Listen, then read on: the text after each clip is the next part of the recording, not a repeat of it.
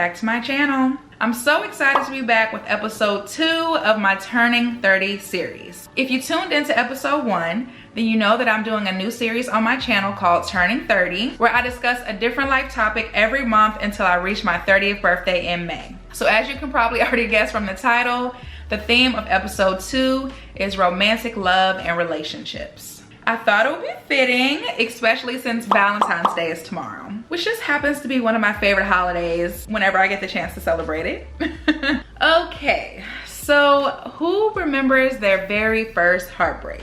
I thought that I was super heartbroken when my high school boyfriend and I broke up when I was 16. Every single time I went into the basement where we used to hang out when his mom would drop him off on the weekends, I would just boo-hoo cry. If only 16-year-old Paige knew what was coming. But with all that I've experienced throughout these almost 30 years of life, while exploring dating and romantic relationships, I can say that I still 100% believe in love. Love can be such a beautiful and vulnerable experience, but it can also be somewhat of a dangerous experience. Because of how special it is, some people crave it so badly that they're willing to do and accept almost anything just to have something that feels even close to that. Now, I haven't always made the best decisions on my own quest for love. However, after many lessons learned, a lot of self-reflection, a lot of prayer, a little bit of therapy, as I approach 30 in just a few months, I can finally say that I am in a place to properly give and receive healthy love. Don't get me wrong, I am definitely still learning, and there will be times where I don't get it right or old ways try to creep back in there, but I am in a very good place. So for today's Turning 30 episode 2, I thought that I would go through a list of some of the lessons that I've learned in love throughout the years. I was gonna give you all 30 lessons, but then I realized that we might be here all day, so we're gonna do half of that and we're gonna do 15. They are in no particular order. These are just some of the things that I would tell 16-year-old Paige. Hey, even Paige from 4 years ago, honestly. Lesson number 1. You will get heartbroken multiple times and you will get over it. Y'all, the times that I have experienced heartbreak in my life, oh my gosh, like I felt like I needed a stretcher, y'all. I felt like I needed to go to the hospital because heartbreak literally feels like the flu. I mean, it can honestly be painful. I can remember my heart like physically hurting. And when you're going through it, it can feel like it's never gonna end. You can't see that light at the end of the tunnel, but you always get through it. You always get through it. Am I still crying over that boy from when I was 16? No. Am I still crying over that boy from when I was 26? Absolutely not. Did it take a while? Did it take time to heal? Did it take time to get through it? Absolutely. But I got over it. Sure, it sucks to have to adapt to a new routine that doesn't involve that person, but you'll make a new routine and you'll meet amazing new people and have many more wonderful life experiences. Your life will go on. Number 2. If you're single, enjoy it. Please, I beg you. Once upon a time, I hated being single. I hated feeling like I was always the single friend. I was just sitting around waiting for it to be my time where I would finally find the one. The idea of being alone just felt so lonely and scary. But after doing a lot of self-reflection and a lot of self-work, as I always tell you all, that I did a few years ago once I moved to London, I had to like ask myself, why are you so afraid to be alone? What is so bad about being alone right now? Because if you don't even like being alone with yourself, why would anybody else like being with you? So going through that experience where I was like forced to sit with myself and get to know myself on another level, I love myself so much now, y'all. Like, my solitude is so special to me. My last single season was so beautiful and I'm so proud of myself because I wasn't settling for less than I deserved. If I met a person and I could tell that the situation wasn't going to be good for me or that the relationship wasn't going to fulfill me in the way that I needed it to, I was out of there, okay? I enjoyed being single and living my life and having to answer to no one. It was good. So enjoy it, okay? If you're single right now, enjoy it. Your single season is the best time to just do you. Focus on you. Focus on your health. Focus on your mental wellness. Like, you can be selfish. Because when you have a partner, you always have to be thinking about them, which is fine. But during this time, really enjoy just worrying about you. Number 3, you do not have to settle for the bare minimum. There is better out there. Y'all, in my early 20s, I was such a settler. For some reason, I had just convinced myself when I was in certain relationships or situationships that it most likely wouldn't get better than that. So I should just accept what I have. And that caused me to accept a lot of things that made me uncomfortable and unhappy, and just accept less than I deserved. Y'all know that saying that there's plenty of fish in the sea?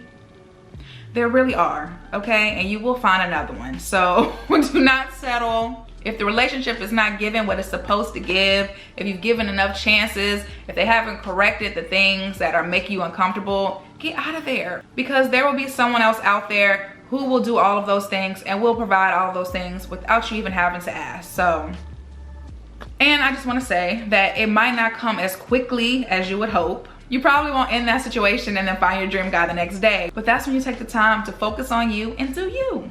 Number 4, enjoy dating. It's supposed to be fun, y'all. It's supposed to be fun. My best friend Amber is actually the one who had to remind me this when I was in my early 20s.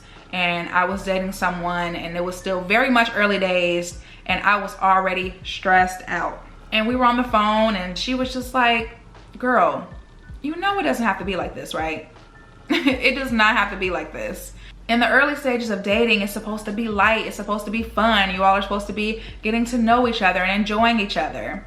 If this person is already making all of these question marks pop up in your head and making you feel unsure, that may be a sign that they are not the person for you. I've done a good amount of dating here in London, and I just allow myself to really have fun with it. Was every person I met a match? Obviously not. But I had a good time, I explored and learned more about what I like and what I don't like, and I just went with the flow and enjoyed it. Number 5, you will find love when you least expect it. Now, I'm sure you guys have probably heard this one before. It's pretty cliche. And a few years ago, I was probably rolling my eyes at this one too. Like, okay, well, when is it coming? Like, I'm not expecting it. Where is it? Where is it? But I promise when you take just a little bit of the attention off of it, take some of the stress off of it, it really does happen like that. But when your thoughts are so frantic and they're always just like, when am I gonna find love? Am I gonna meet him here? Is he gonna be here? Maybe I should look nice in case I meet somebody here.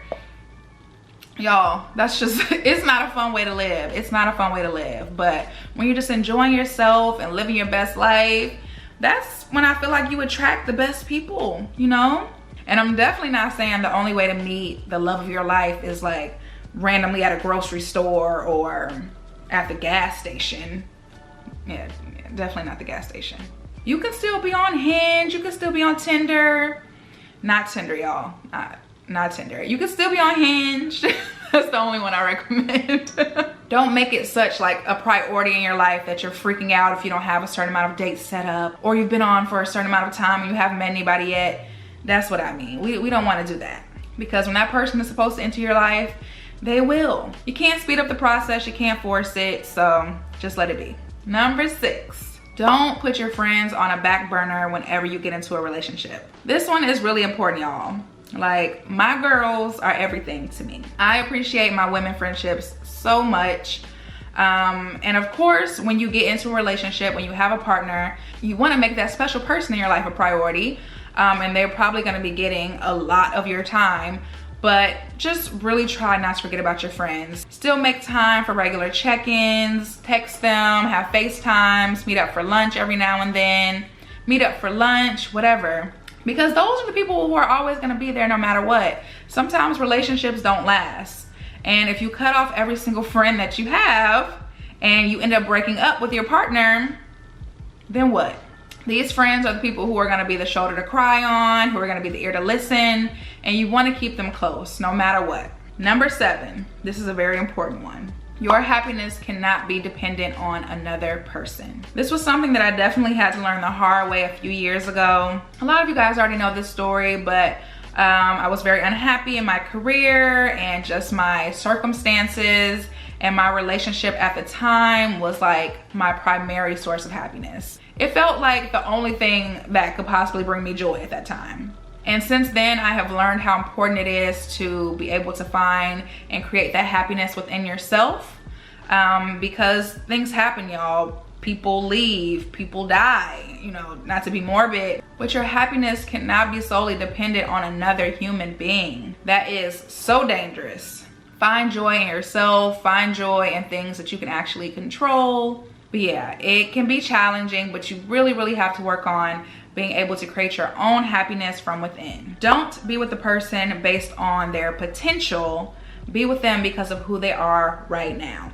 So this one is really focused on when you're in a situation that is completely unsatisfying, but you're relying on that one day, that hopefully, that maybe. Will I be okay in this relationship or this situation, even if that person never becomes the person who I think they could one day be? I've dated people in the past where I'm like, I think they have the potential to be a really good partner. I think they could potentially treat me really well one day once they get over this little phase of maybe wanting to date everybody or be non-committal.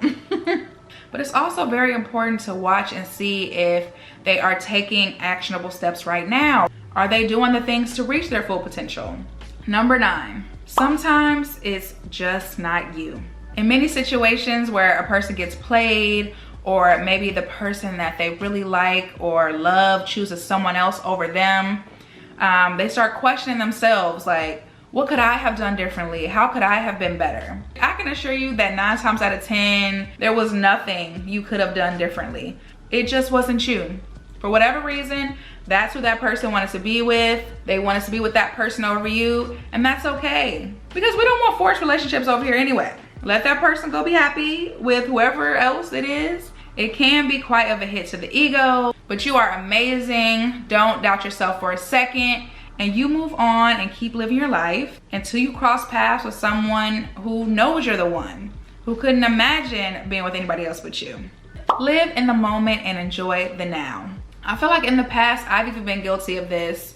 It's a little bit of self-sabotage, honestly. When something is going really good, you're being treated really well, and you are just looking around, waiting for the cameras to pop out, waiting to be told that you're being punked, because it just feels too good to be true. And sometimes it will feel too good to be true, but that just means you should enjoy it that much more. Enjoy the moment, seize the day. If you just started dating someone and it's going really well, try not to cloud your head with thoughts of how it could possibly go wrong, because that is only stopping you from enjoying how good it is right now. Number 11, learn your love language and how to communicate it. If you all haven't heard of the love languages quiz, definitely check it out. The quiz asks you a series of questions, and then it tells you what it thinks your love languages are. I think it gives you like your top 1 and 2.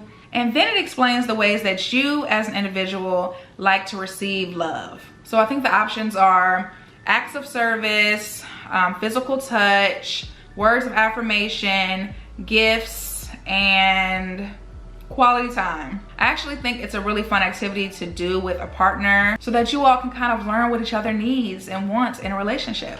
Which brings me to number 12. Try to love people in their love languages, not yours. Now let's say that I'm a person who loves receiving gifts and that's my love language.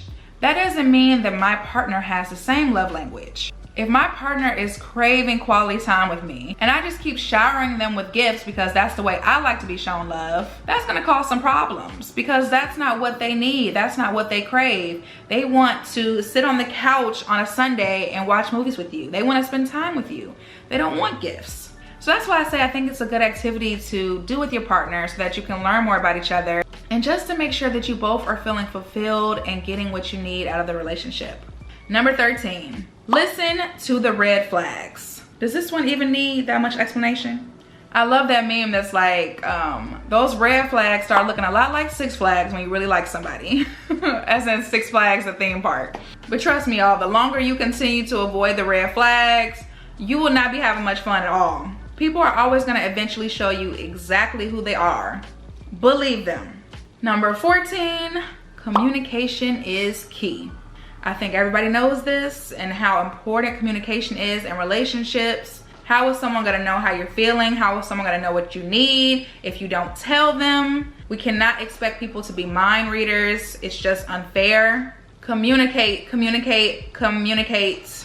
And last but not least, number 15. Love is a risk, but it is 100% worth taking. So an analogy that I always like to use about love is that when you're ready to let your guard down, you're ready to be completely vulnerable, you are basically taking your heart, just imagine this with me, guys.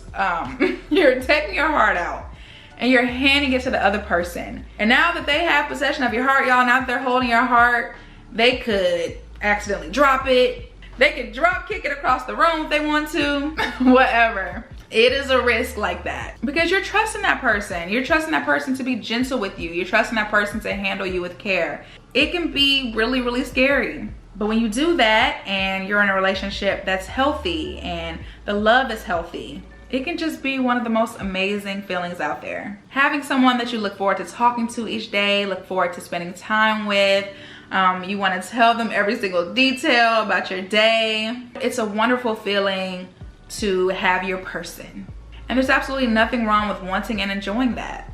But because it is such a big risk, I have to always remind myself of the other 14 items on this list, and to just be wise and to just make the best possible and rational decision about who I give my heart to. Who will have this honor? Because it is an honor, okay? It's me. It's me. It's my love, okay? That's a big old prize. That's a big old prize. That's a treasure right there. Romantic love, relationships, they can be amazing. But I really don't think that you can get the best out of them until you truly love yourself. And I think I'm gonna leave y'all with that. I hope you all enjoy these lessons that I've learned throughout the years. If any of them really stood out to you or resonated with you personally, definitely let me know down below in the comments. As always, thank you all so much for watching. If you enjoyed today's video, don't forget to give me a thumbs up and hit that subscribe button. And I'll see you all in the next one. Bye.